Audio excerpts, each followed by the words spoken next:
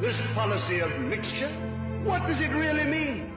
It doesn't mean freedom. It doesn't mean brotherhood or any of the cant and humbug which is taught.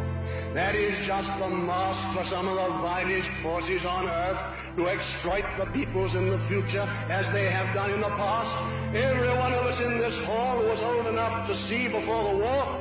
Every one of you know what happened.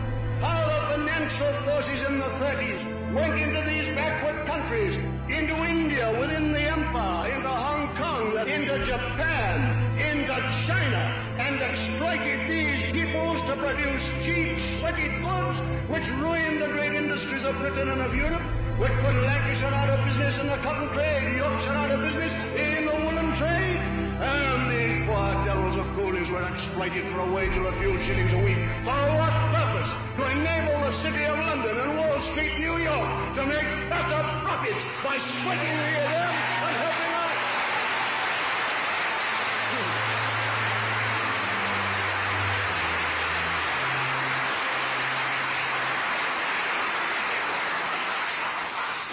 That is why it was done. That was the whole purpose. And with what result? China thrown into the arms of communism. The largest population in the world simply tossed as a present to communism. Because if you treat people like that, it's the only possible result. If there's no one to save them, no one to help them, and they've simply been ground into poverty and sweating and exploitation, what can you expect except they go communist as they did? And all these countries which have been exploited, thrown and tossed aside by finance, are now becoming the victims of communism. So finance seeks fresh fields of exploitation.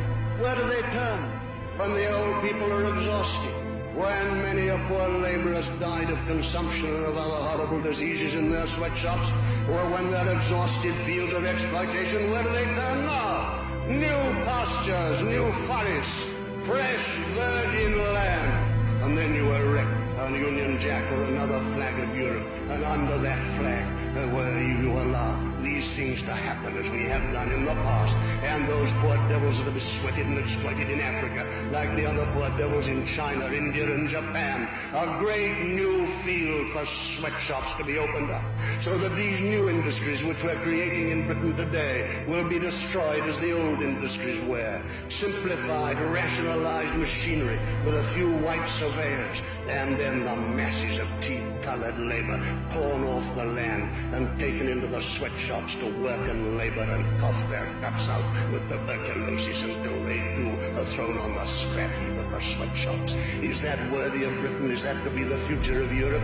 And is this competition to be organized within our European Brotherhood, bringing in these sweat fields in Africa into our Europe civilization so that the financial power in one European country can use it against the financial power in another?